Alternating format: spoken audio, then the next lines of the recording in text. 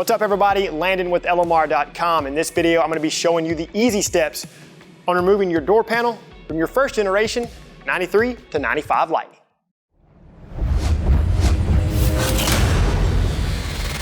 Removing the door panels are essential when we're replacing components such as door lock actuators, window regulators, and of course, weather strip.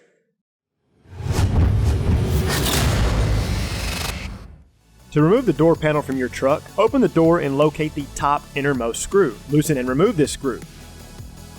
Work your way down the door panel and toward the rear. Remove all of these Phillips head screws. Remove the screw inside of the door cup. Remove the screw retaining the switch cover. Carefully pry up on the cover. Release the tab on the power mirror switch connection if equipped, and then remove the connection. Remove the 3 screws retaining the switchboard to the cover. Pull out and lift up on the door panel and tilt it just enough to remove the courtesy light connection. Rotate this counterclockwise. Pass the door panel over the handle and remove the door panel from the truck. To reinstall the door panel, simply reverse these steps.